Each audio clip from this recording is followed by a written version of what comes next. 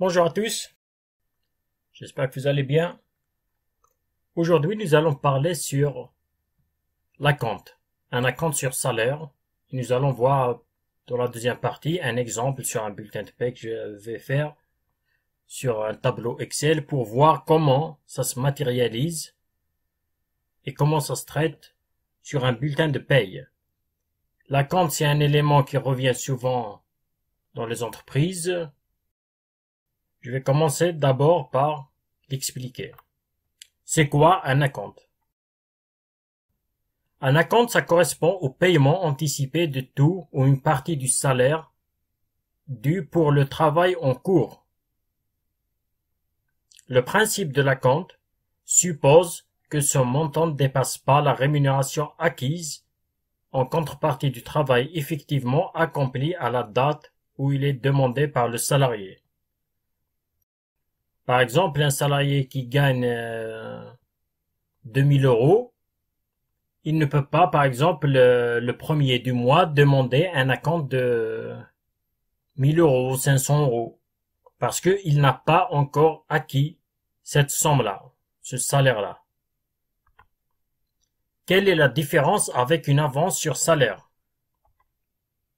Une avance correspond à un paiement anticipé pour une période de travail qui n'est pas encore réalisée.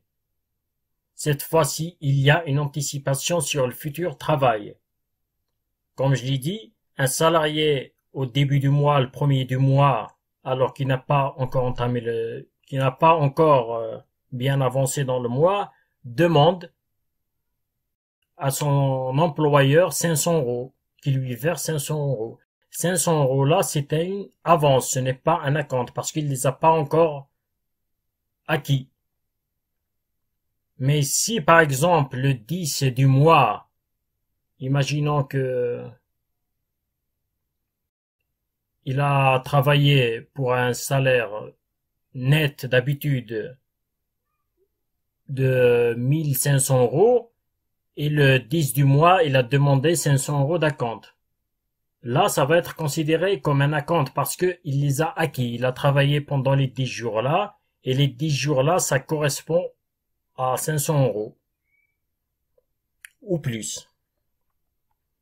L'employeur a le droit de refuser une avance demandée par un salarié. Il est tout autre pour une demande d'acompte. L'employeur peut refuser de donner une avance à un salarié. Il peut refuser aussi de donner un prêt au salarié, mais un acompte, il n'a pas le droit. Il doit lui verser. Le montant maximum de l'acompte. Le montant maximum d'acompte qu'un salarié peut demander correspond à la moitié de votre rémunération mensuelle. Cette somme doit toujours correspondre à la rémunération due pour une période de travail déjà réalisée. Et si elle dépasse 500 €, il doit le payer soit virement, soit chèque. Il ne peut pas le donner en espèces.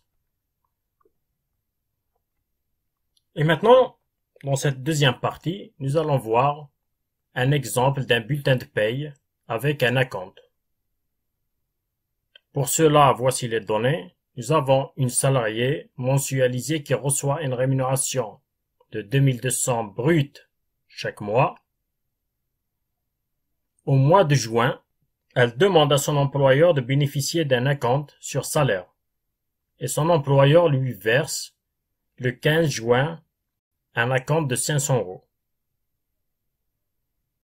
Nous allons nous basculer sur Excel pour voir comment ça se matérialise et comment le traiter. Nous voilà sur un tableau Excel de bulletin de paye. Et maintenant, nous allons commencer par mettre le salaire brut. Bien entendu, il faut mettre toutes les mentions obligatoires sur un bulletin de paye. On a dit dans les données qu'il a un salaire brut de 2200 € par mois. Si on regarde ce salarié, pour 2200 €, il a un salaire net de 1700 €. C'est-à-dire la moitié du mois, il a dans plus de 800 €, c'est-à-dire les 600 €. d'acompte que la salariée a demandé le 15 du mois, elle les a acquis. Donc, on peut lui verser, l'employeur peut lui verser un acompte. L'acompte sur une paye, c'est simple, c'est pas compliqué. Il a ce salaire-là, donc on le garde tel qu'il est, 2200, il est soumis aux charges sociales, différentes cotisations. Et le 15 juin, l'employeur lui a donné 600 € d'acompte. Qu'est-ce qu'on va faire ici? On va l'ajouter. Acompte juin 2022. Et on lui a donné 600 €, on doit lui déduire moins 600 €. Et on se retrouve ici avec, au lieu de 1737, il a un salaire de 1137. 1137 qu'il reçoit à la fin du mois. Et si on déduit et on lui ajoute, ici on va mettre ces joints. Et si on lui ajoute les 600 qu'il a reçus le 15, ça lui fait les 1737 €, le salaire qu'il aurait dû avoir. Et bien entendu, pour le net à payer avant impôt,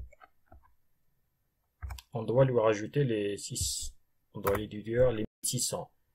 Par contre, l'assiette qui est soumise à cotisation, c'est les 1737, qui est soumis à impôt, pardon. Qui est soumis à l'impôt, c'est les 1700. Ça, on parle qu'on lui paye. Mais par contre, sur sa déclaration d'impôt, c'est les 1737,78 qui vont apparaître. Ici, on a mis un taux personnalisé à 0. Mais imaginons que 1, 2, 3%, bien plus, c'est les 1700 et pas les 1137. Parce que les 600 € là, il les a eus. Voilà donc ce que je voulais dire par rapport à l'acompte. J'espère que c'était clair. Si vous avez des questions, n'hésitez pas donc, comme d'habitude, à les mettre en commentaire. Je vais vous répondre. Je vous dis à très bientôt et portez-vous bien.